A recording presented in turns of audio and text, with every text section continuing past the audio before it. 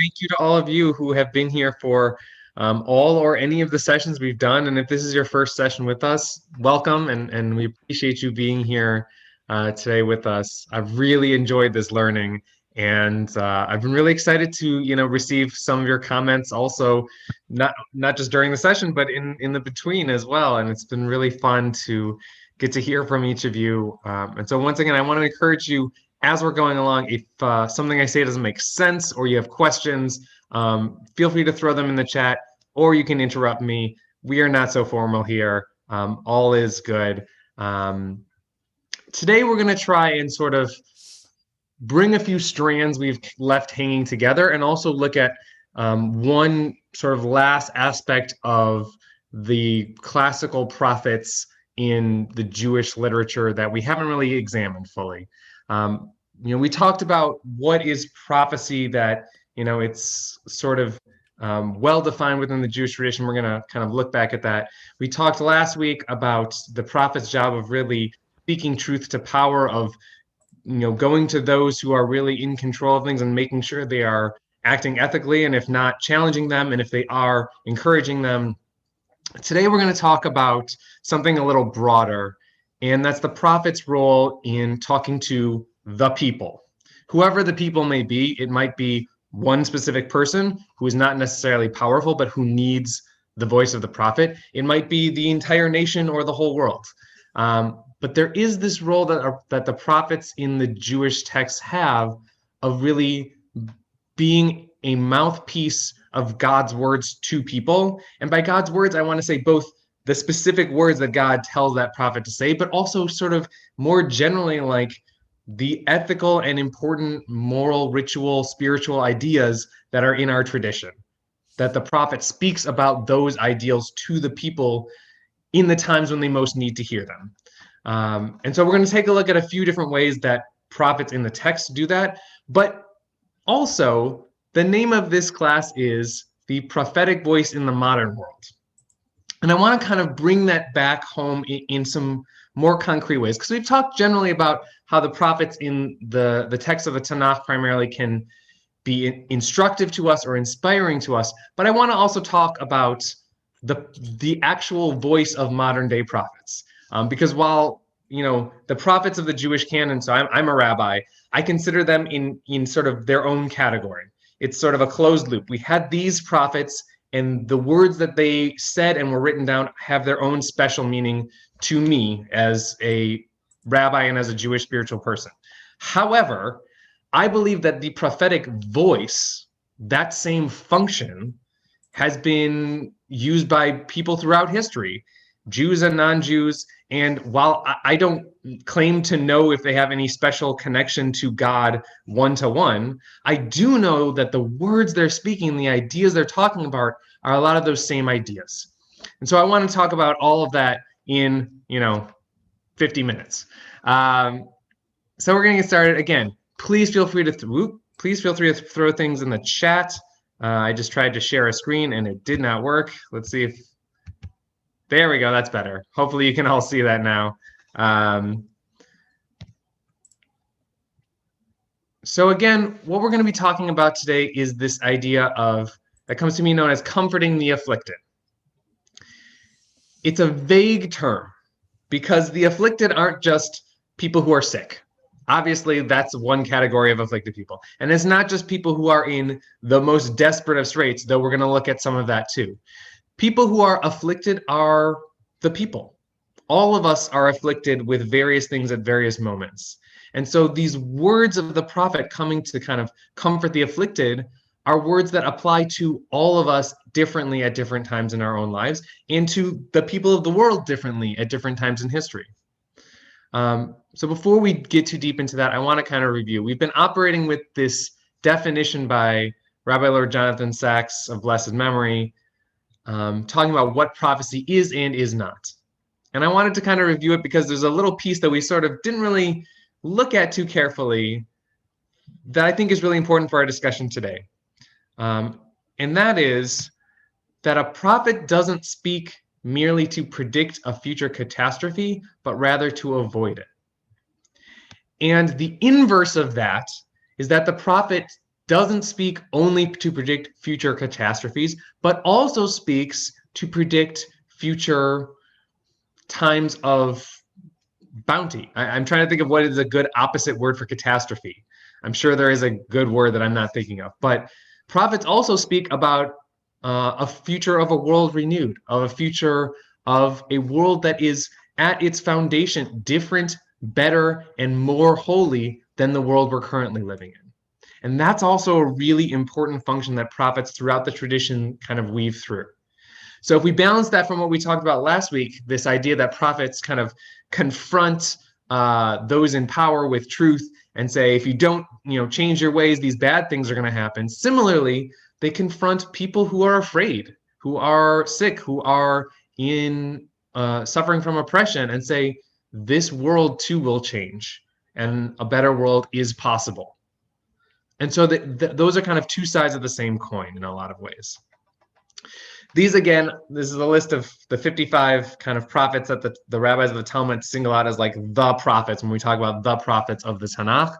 And today we're going to look at another two that we haven't really looked at carefully yet, because they really do a great job of this role of comforting the afflicted. And the first one is the prophet Elisha. So that's a tricky one. He is not to be confused with Elijah, though they lived at the same time and actually were kind of a dynamic duo for about a generation. So we're going to take a look at some of the prophetic works of Elisha, who mainly operates in the second book of Kings. And then we're going to also look at the prophet Isaiah, in Hebrew, Yeshayahu. The prophet Isaiah is probably the most prolific of the prophets. His book is certainly the longest. It has 64 or 66 chapters, I believe. So much so that a lot of scholars think it used to be actually two separate books that were kind of put together from two different periods of Isaiah's life. I am not a scholar of biblical history, so I have no comment on that, but a lot of what he talks about is looking into the nature of the world and examining what could be, both in a negative sense, like tragedies that could befall, but a lot of what he talks about are a world renewed, are envisioning a world that is very different than the world we live in a much better and more permanent way. So we're going to talk about both of them today and kind of dig deeply into who they are and what they did. So first, who is the prophet Elisha? So primarily, he was the student and disciple of the prophet Elijah. We talked about Elijah the prophet a little bit last week, or a lot bit last week. And Elisha was really his student. For a long time throughout the chapters of the books of Kings, they are wandering together. And after Elijah's time is over, Elisha becomes sort of the main prophet in Israel. And a lot of what he does is, on the one hand, tying up loose ends that Elijah couldn't finish during his own lifetime. So we see that King Achav, King Ahab, who was really without kind of measure a very evil and tyrannical king, gets deposed largely through the efforts of Elisha, that Elisha rallies people and rallies other people to kind of overthrow and end Ahav's time as king. And so another king in this Davidic line takes over, who is not one of Ahav's children. And it's interesting how that all comes about. It's a great lesson in kind of interpolitical dynamics in ancient Israel, which is not our topic for today, so I'm not going to really talk about it.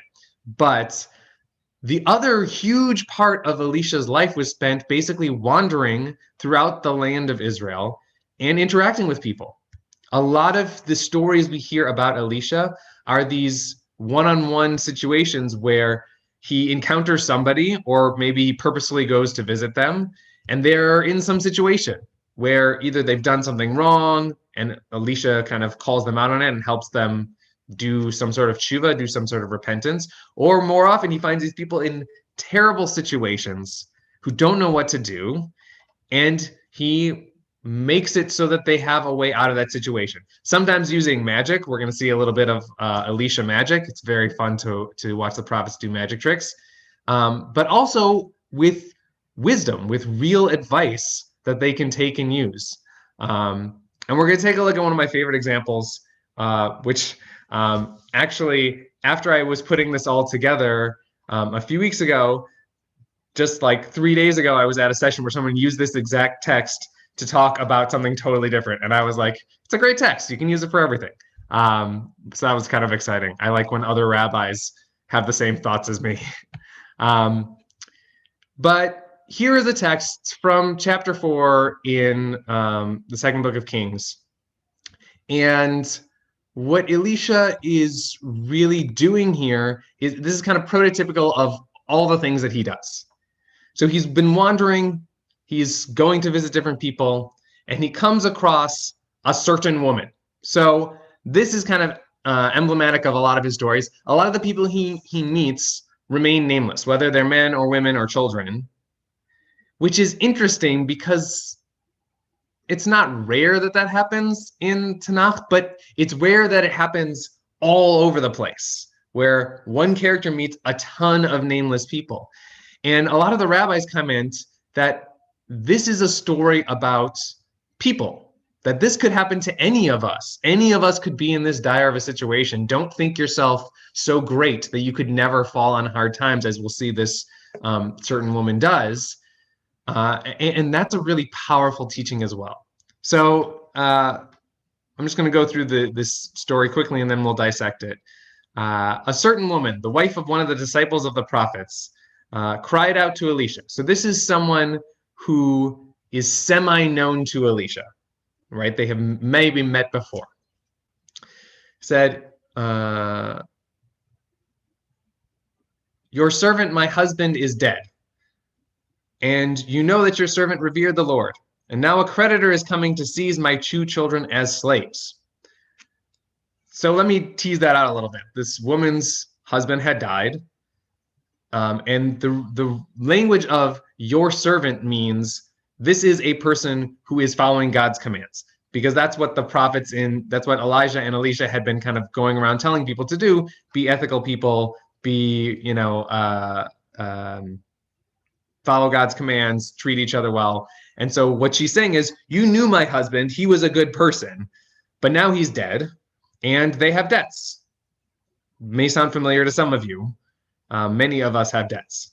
But in the ancient world, if you couldn't pay your debts, you were either, they either took away property, much like, a bank might seize your assets today, or more likely, you would become a servant or a slave, depending on the culture or the amount of money you owed. So apparently they owe a significant amount of money. And also, by the way, in the ancient world, if the man of the house had died, it's much harder to make money because there are not a lot of professions open to women or to children. So they're in a bind. They don't know what to do. Here's what Elisha says to her. What can I do for you? Tell me, what do you have in the house? And she replied, your maidservant, meaning me, has nothing at all in the house except a jug of oil. First of all, this is a great response, because we'll see as we go through, obviously that's not true. Like, they obviously have other things in the house. They're probably wearing clothing. I assume they have, like plates. So she's not answering this question existentially. She's saying, this is the only thing I can think that is useful in the house for making money. This is the only thing we could sell to make some money, which is kind of also illustrative of how boxed in she feels, that she doesn't think she has any resources at all. But Elisha, being the prophet, says, okay, I will work with that. In verse 3, he says, go and borrow vessels outside from all your neighbors, empty vessels, as many as you can. By the way, this is another resource that she has. She has neighbors. She has friends. She has people she can turn to ask for help, which, again, she doesn't think of. But Elisha kind of reminds her, no, you have more resources than you think. Then go, he says, and shut the door behind you and your children, and pour the oil, meaning the oil you already have, from your vessel into all of those vessels, removing each one as it fills. She went away and shut the door behind her and her children. They kept bringing vessels to her, and she kept pouring. When the vessels were full, she said to her son, "Bring me another vessel." And he answered her, "There are no more vessels." And the oil stopped. And she came and told the man of God. So she came and told Elisha again. And he said, "Go and sell the oil and pay your debt, and you and your children can live on the rest." So one thing I love about this story is clearly, if you look at other Elisha stories, he has like a lot of supernatural prophet powers. He brings people back from the dead. He cures leprosy. He does all kinds of things, which, by the way, a lot of them, both the kind of miracles that the prophet Elisha and the prophet Elijah do, eventually become templates for the miracles that Jesus performs. And that is not an accident. That is really good use of literary tradition by early Christianity. It's a fantastic way to connect the budding Christian religion in the 3rd and 4th century to the known texts of the Jewish religion. It's something people at the time could definitely like relate to literarily. But anyway, theoretically, Elisha could have just made coins appear out of a fountain or something dramatic like that. But he doesn't. What does he do? First, he asks her, "What do you have in your life that is a resource?"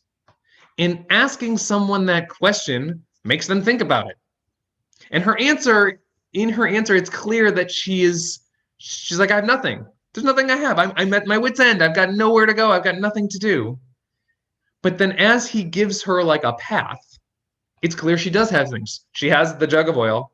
She has neighbors who are at least willing to loan her vessels, which I don't know how many of you are close to the people who live near you, but if you ask to borrow, like, the proverbial cup of sugar, do you have people who you could go to? I would be willing to guess you could probably think of a few people, even if they're not like your next door neighbor. Although I have to say I'm very lucky. My next door neighbors are awesome.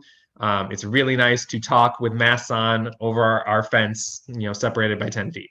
But it's like, as she's going through this process, it's clear that what Elisha is doing is not only giving her a way to get out of this current situation, like giving her this magically replenishing oil so she can sell it. He's reminding her that in these desperate times, you individually have resources, and we as people have resources. That if we try to reach out and ask for help, whether it's from a prophet or our neighbors or wherever we can think to, that's actually something that human beings are meant to do. That's the world we should be living in, where people can ask each other for help, and where a terrible situation, especially one that's fully not of your own making, can be taken care of in ways that are not cruel or painful. And this little example, so this story, he's dealing with a really specific example. This woman has a specific problem. He solves it in a specific way. But the format of how he does that is kind of emblematic of his painting a picture of a better world. In this world that this woman is living in, there are creditors who don't care if your husband dies. They want their money and they want it now. That's a cruel and heartless world. Or maybe you would say, well, the creditors had a contract. They're well within their rights to collect. Yes, but is that the world we want to live in, where collecting money from a widow is our primary concern? I would go out on a limb and say that's not the world I want to live in.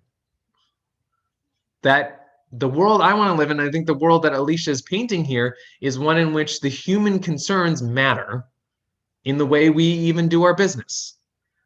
That even if I have a valid claim to collect your property or house or, God forbid, children, that your situation actually makes an impact on how I do that business.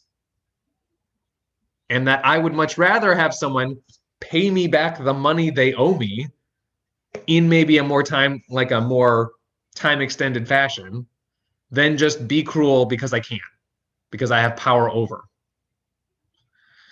By the way, the context in which another rabbi I was working with used this text was training other clergy on community organizing principles, and use this text to say, the golden rule of kind of social justice organizing is never do for others something they can do for themselves.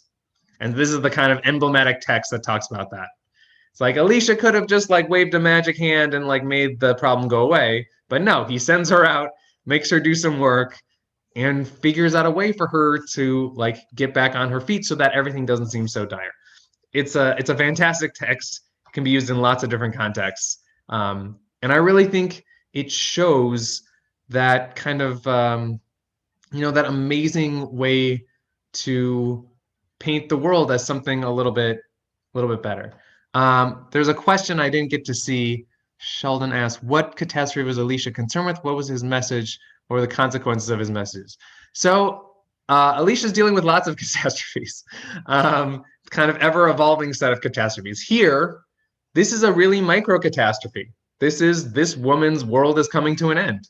And this is how he deals with it, by giving her a way to work herself out of it.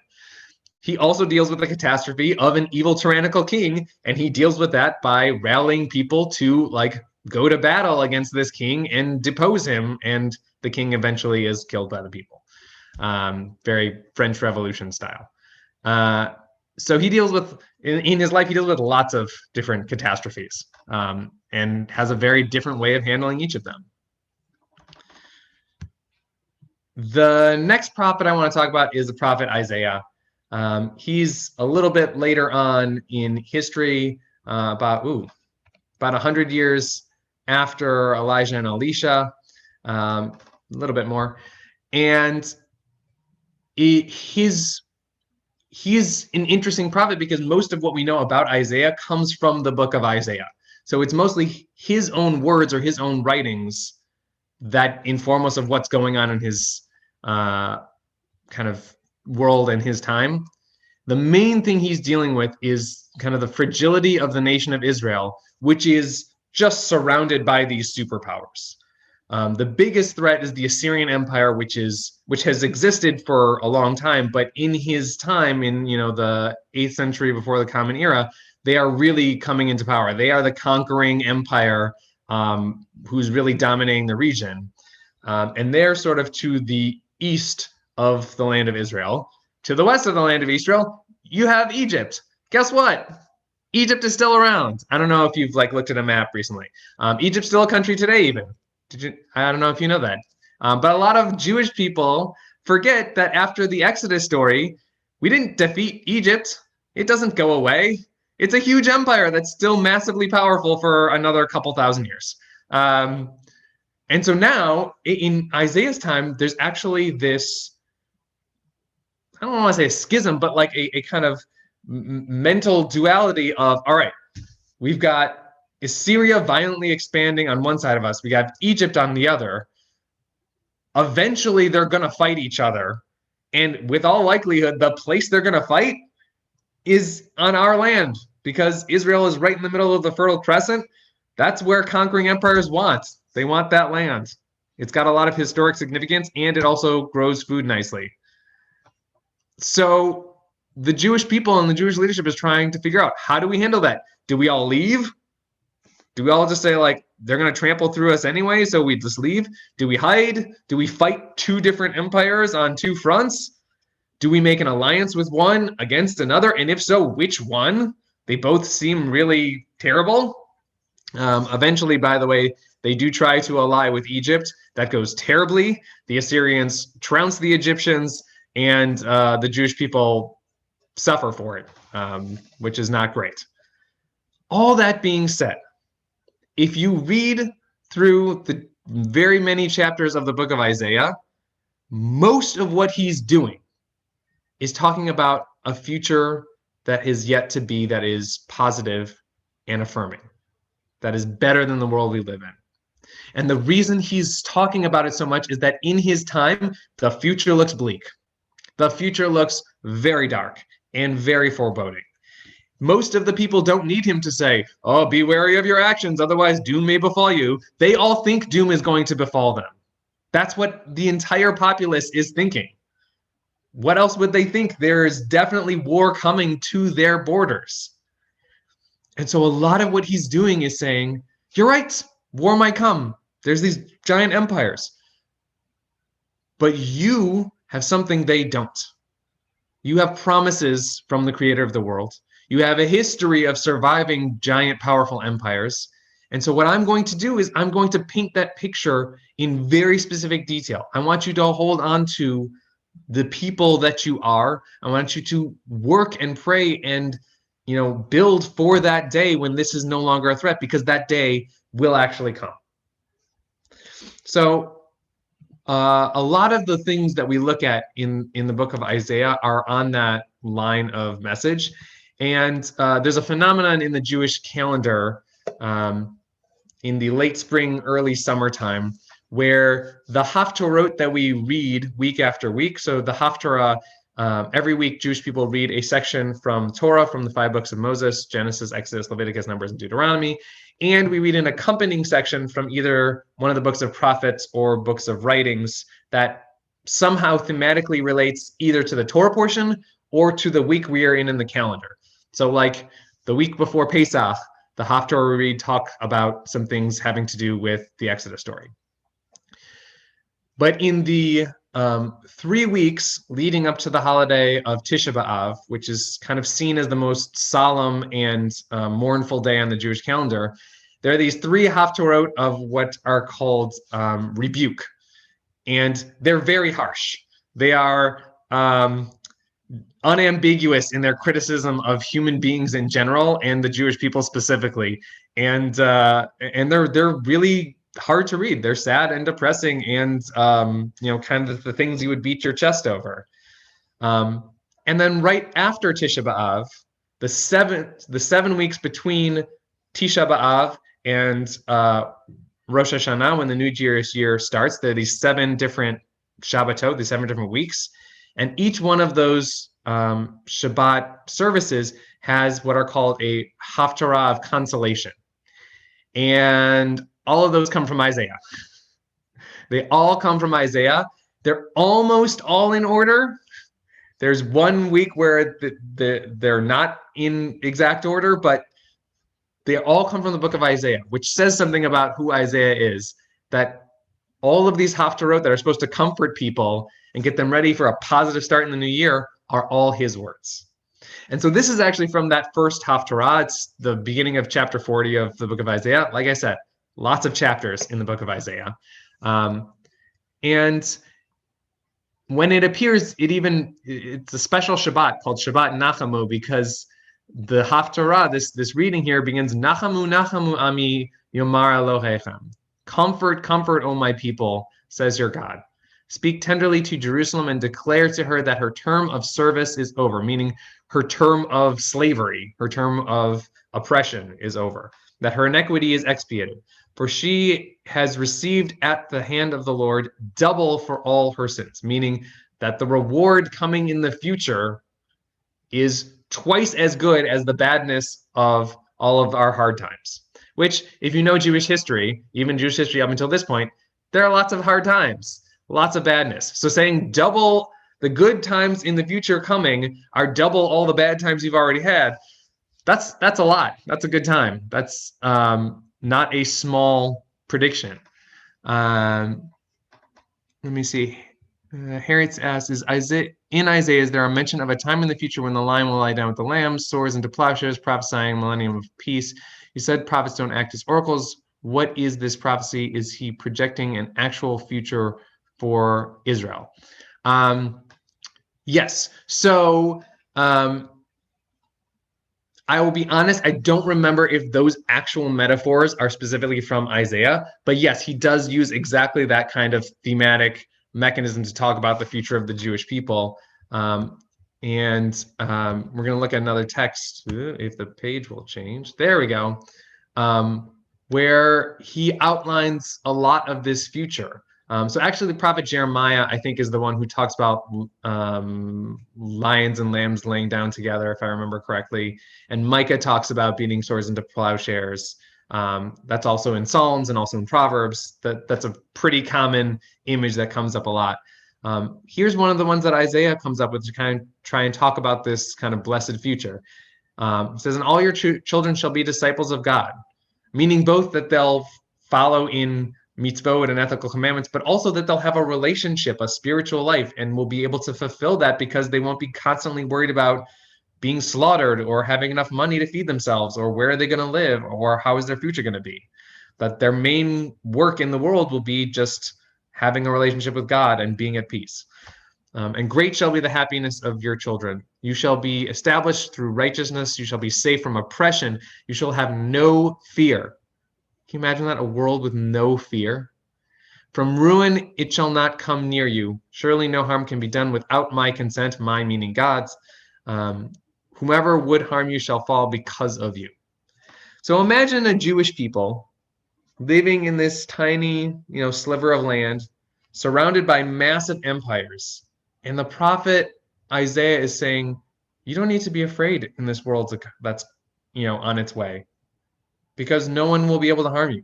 Doesn't matter how massive their empire or how big their army or their technology or their population, there's going to be a world where that's not going to be a factor in your life. And to the people living in Isaiah's time, that's like, I'm trying to think of like a modern common analogy, like there will be no acid rain and no forest fires, and everyone will have healthcare, and there will be no racism. Like that's the level of change he's prophesizing in his world. That will be a totally different experience living in the world in this future that's coming. Christians claim that the coming of Jesus is contained in the book of Isaiah. Could you please explain? So yes, anything that refers to a better future that is to come in anywhere in what the Christians call the Old Testament, what we would call the Tanakh or the Jewish Bible, they say as a prediction of Jesus is coming. Because here in Isaiah, he doesn't talk about a person bringing this about. He just talks about a better future world. And so Christians say, well, yeah, who's going to bring the better future world? Jesus will. But also this idea, this Christian idea of who Jesus is in their own theology and philosophy is based largely on the Jewish concept of a Messiah. So the Messiah is a descendant of the house of David who is unknown, who will usher in a future world that is radically different from our world. And there's all kinds of different both predictions in Tanakh and also in the later rabbinic writings about what that will look like. But the basic bottom line is it'll be better. The world will be better. There won't be fighting. There won't be strife. There won't be disease. There won't be hunger. There won't be hatred. None of that will exist in the Messianic age. And so Christianity co-opts that language and says, anytime you see better world or Messiah, they're talking about Jesus. Which, I mean, it's easy to do when the person or time that Isaiah talks about or other prophets is unnamed. They can claim that, yeah, that's talking about Jesus because it doesn't say Isaiah, living 800 years before Jesus, doesn't say, and by the way, this means not Jesus. That would be a whole new level of prophecy to predict to negate someone who hasn't yet lived existence. That would be pretty advanced prophesying. So again, we've been talking a lot about these classic prophets, and I wanted to bring the prophetic voice into the modern world in a way that I feel like would be familiar to many of you. So I could have put in 1,000 different quotes from people who have lived in the last 100 years or so of prophetic speech, but I wanted to bring a couple quotes from Dr. Martin Luther King Jr. because I feel like, first of all, he's very quotable. He says a lot in few words, but also what he was doing in his time and even today was trying to inspire a whole group of people, inspire the whole country, inspire the whole world to look at what the world really was and to say this is not the world as it needs to be, to kind of produce a vision of what the world could be and really to get people to adopt that vision as their own. And I think more so than almost any other public figure in the last 100 years, he had incredible success with both conveying a clear vision and tying it into real lived experience of many people, not just Black people, but also people of every race, and working and poor people, and also rich people and politicians, and really talking about our shared humanity more than our divisions. And so I wanted to bring a couple of those quotes. Oh, thank you. Harriet did some internet searching, and it is Isaiah 35:9 that talks about the lion as metaphorically forbidden in the future paradise. Nice. Thank you for looking that up, Harriet. I appreciate that. So here are just a couple of the many, many quotable phrases from Dr. King. I believe that unarmed truth and unconditional love will have the final word in reality. That is why right, temporarily defeated, is stronger than evil triumphant. It's an amazing vision. Like, envision that world. Envision a world in which unarmed truth, and he means that both literally and metaphorically, obviously. He means not having weapons and confronting people with the truth of your lived experience, the truth of the cost of hatred and bigotry, is actually stronger than the armies of the world. It's an amazing vision. It's radical for any time, but particularly in his time. One day, so again, talking about a future time, one day we will learn that the heart can never be totally right when the head is totally wrong. Here he's talking, this second one is a quote from a series of essays that he wrote. It was later published in a book. But what he's talking about here is the people who, claim to have, God in their heart, or claim to be morally upright people, or claim to be working on behalf of the people, when their heads make laws that hurt other people, or when they engage in violence and hatred. And what he's saying is, like, you can't, the feelings you have in your hearts don't make your actions right. The actions are by their nature right or wrong, or in the gray area. But like, that is in every practical sense more important than how you feel. The actions you put out into the world have much more impact than the feelings you feel. And it's great that you feel morally righteous, but that doesn't help the people if you harm them. And this last one, hopefully, will be familiar to you. It's from his amazing, this is the conclusion of his amazing I Have a Dream speech. And it's a vision that I love because it is both specific and particular, but it addresses a world that seems logical, and yet we know it's not the way the world is. Here's how he phrases it.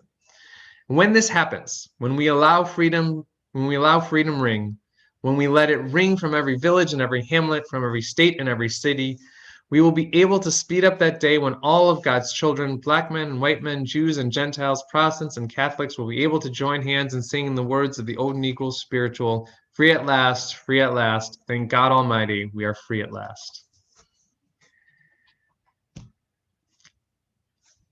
I don't know what I can say about those words to make them more impactful. This is the prophetic voice in the truest sense from Jewish tradition, because what it's doing is it's speaking about a true and ethical vision in modern language to a modern audience, but with the heart and soul of the words from our ancient tradition. And a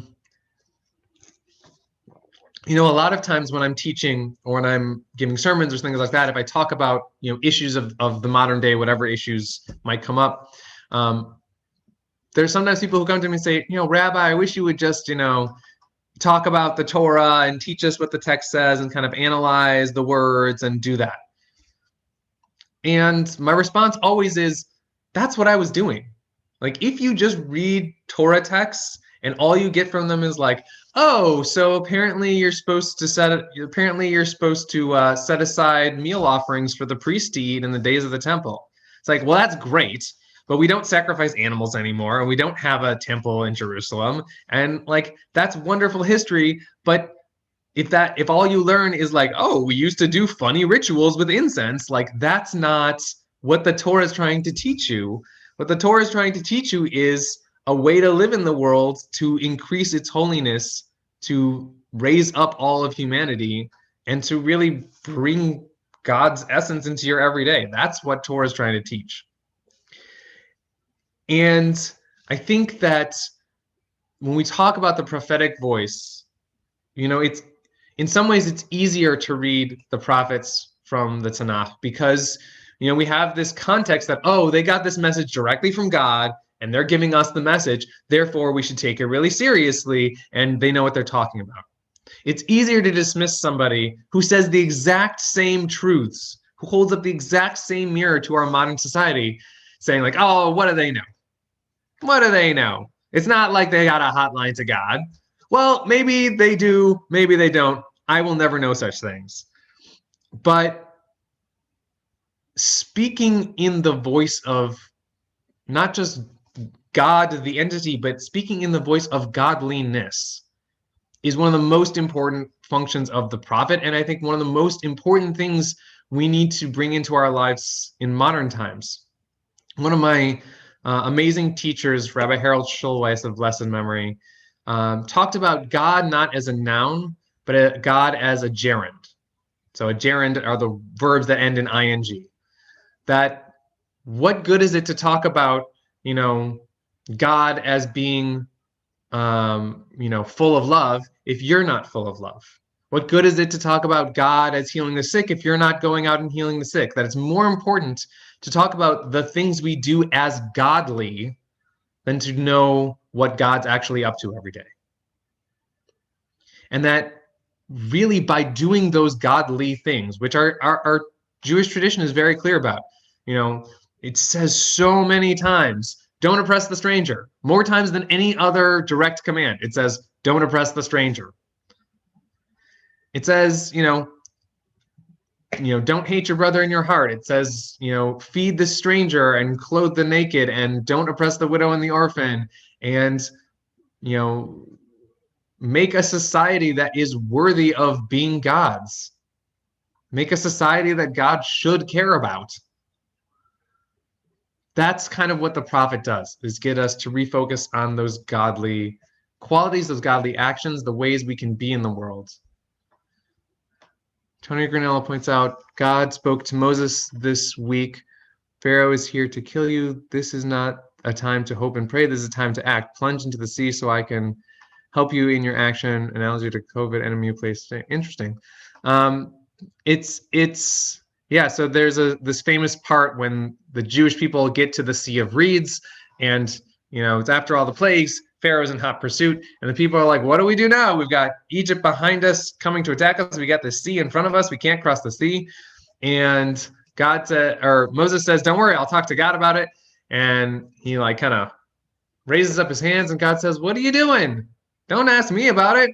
Just go. Start going. And there's a famous midrash that there's a man who is otherwise unmentioned in Torah named Nachshon ben Aminadav, Nachshon the son of Aminadav, who is the first one to take steps into the Sea of Reeds. And he goes in and touches his feet into the sea, and then goes in up to his knees, goes in up to his waist, goes in up to his chest, goes in up to his nose, and it's then that the sea parts. It's one of my favorite midrashim. It's one of my favorite rabbinic texts because it's saying when evil's behind you, there's no way back. There's only a way forward. You can't try and keep going backwards anywhere in this world. You don't get to go back.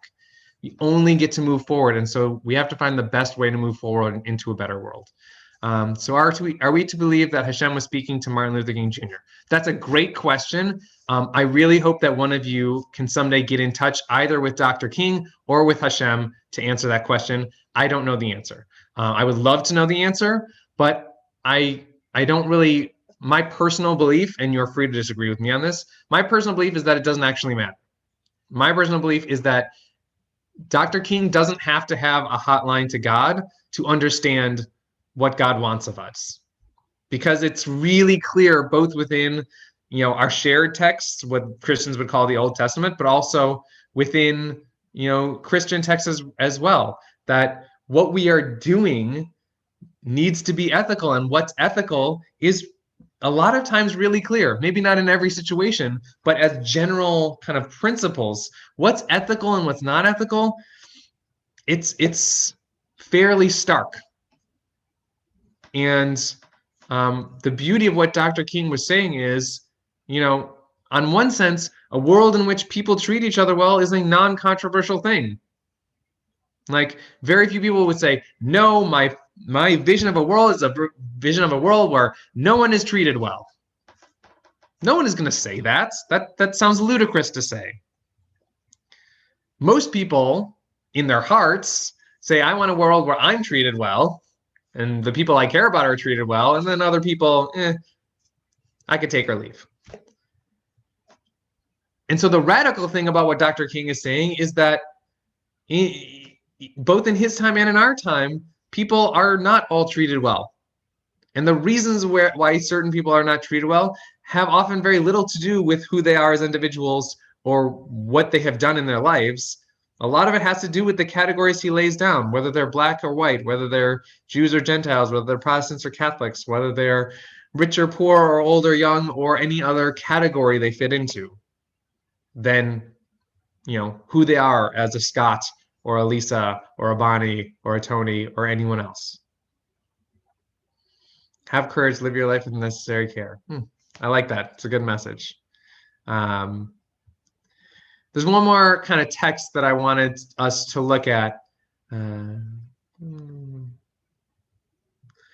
So Harry makes the statement, we as Jews. So first of all, I'm going to be picky about language because I love language and I love grammar, and I feel that both the words we say and also the words written down have a lot of power. I personally don't think that we can say we as Jews believe or don't believe anything. I don't think you can make blanket statements for what Jews think or what Jews believe. I know lots of Jews who believe the stories in the Bible literally.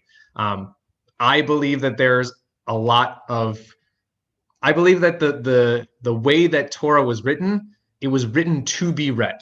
It's not just a chronicle of Jewish history. It's not a legal textbook. It's certainly not a science textbook. It's a living story of our people, and it's meant for the readers to read it. It's meant for us to understand it, which is why in every generation you have rabbis and scholars who are picking apart different pieces and trying to tease more meaning out of it. And why in the first text the rabbis write, one of the kind of first things they settle on is this idea, hafoch ba v'chulei ba, that you can turn it and turn it over again and everything is in it. And I think that a lot of those same rabbis would say, like, no, I believe that there was an Abraham and this is how his life was, and there was Moses and he did these things in his life. And obviously, I mean, as the Tanakh kind of gets later, we know there was like a king Nebuchadnezzar who was, conquering the Jewish people from Babylonia. And we know there was like a lot of these, people actually existed because we have other records of them. But I take your point that, there are religions that, don't ask the same questions that we ask, that don't kind of dig into the possible meanings of the text that, says God created the world in 7 days. That means 7 periods of 24 hours, and all of those things are what happened. And, I have, some substantial hypotheses from my own studies and the scientific community that say that's probably not exactly how it went. It was probably not like, one day there were plants and then there were dinosaurs and then there were people. Like, it's probably not exactly how it happened, but there's a lot we can learn from like that way that creation is laid out. Specifically, I love that it says, God created the world from words, as opposed to like other religions, God created the world from, clay or from fire or from whatever. Anyway, that's very off topic, but I really love the point, Harriet. Thank you for bringing that up. And it certainly speaks to the words of the prophets too, that what the prophets are doing is taking these shared stories, themes, histories, ethics, and they're saying that stuff you read applies now. That stuff you read applies in, 904 BC, and it applies in 742 BC, and it applies in 587 BC, and it applies in the first century of the Common Era, and it applies in 2021. Like, the reason that it's written down is so you could read it now, not just so you could remember it from then. End of tirade.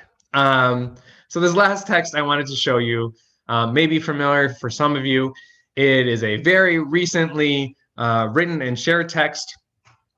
And when I heard these words, I was immediately struck by their power and by also their point.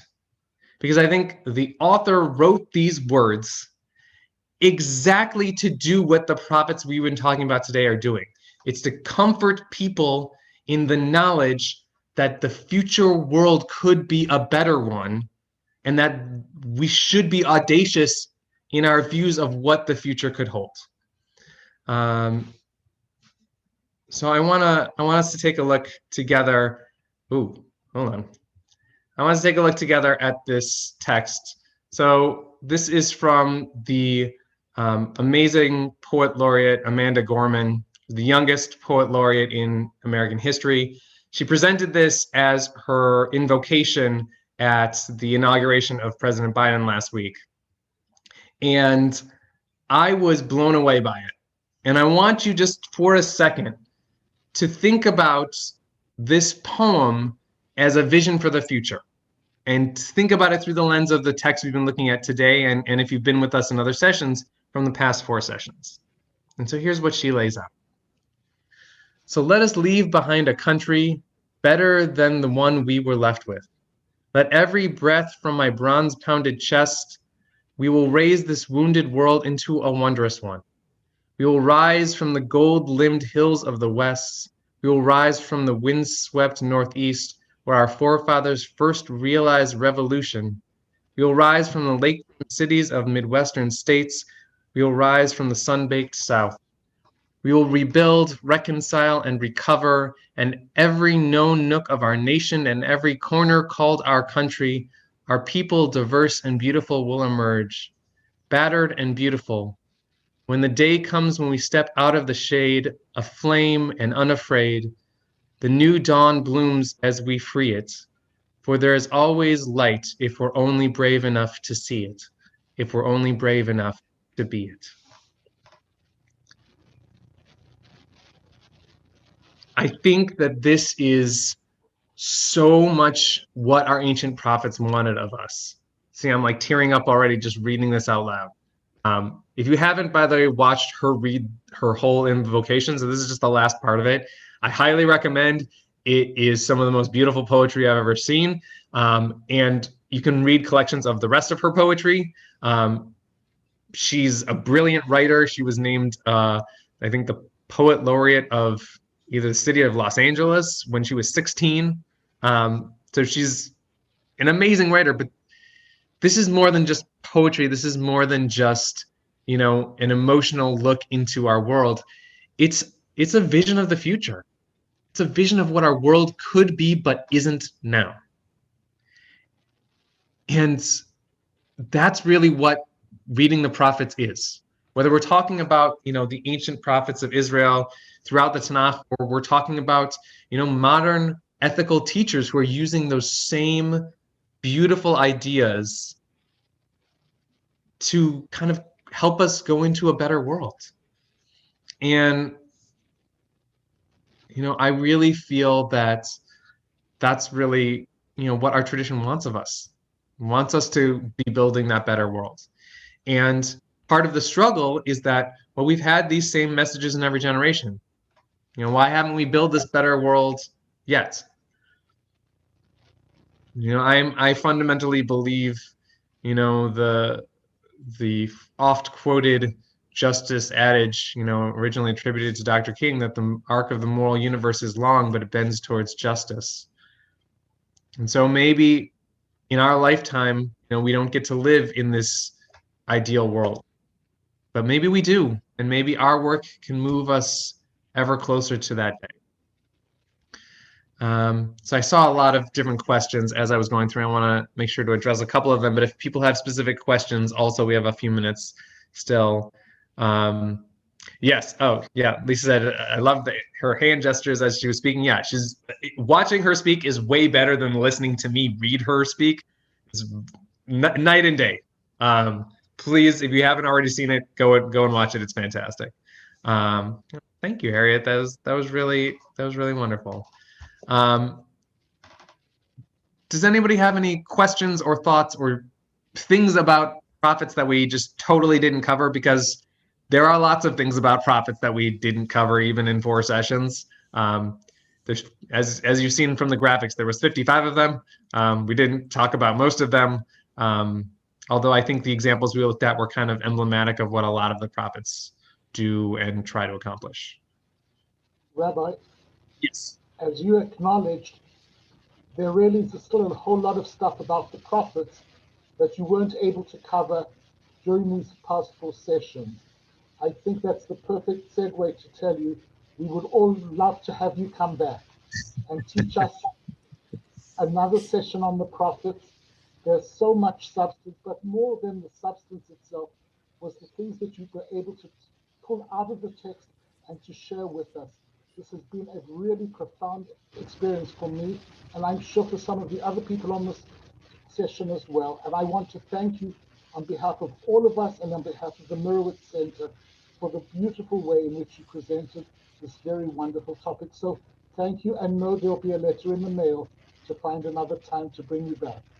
beautiful. Thank you so much, Stephen, and thank you everybody for both your thoughtful questions and participation, and your comments both in the session and offline. It's been really a wonderful experience for me to get to learn with you and to hear your insights. I hope, God willing, as a lot of you said, like we are all hoping that part of the better world we're moving into is a world that we're not bound by COVID, and that people can be healthy and out in the world. And I pray for that also, that maybe one day we could actually sit at a lunchtime and learn together. Although I also recognize that this is a nice way for people who can't all be in the same place, even if there was no COVID. I can see a few of you who I know are in different cities and different states, and like that's also really nice to be able to learn with people who are not living next door to you, and get to really challenge each other in powerful ways. So thank you for all of you who are here from wherever you're at.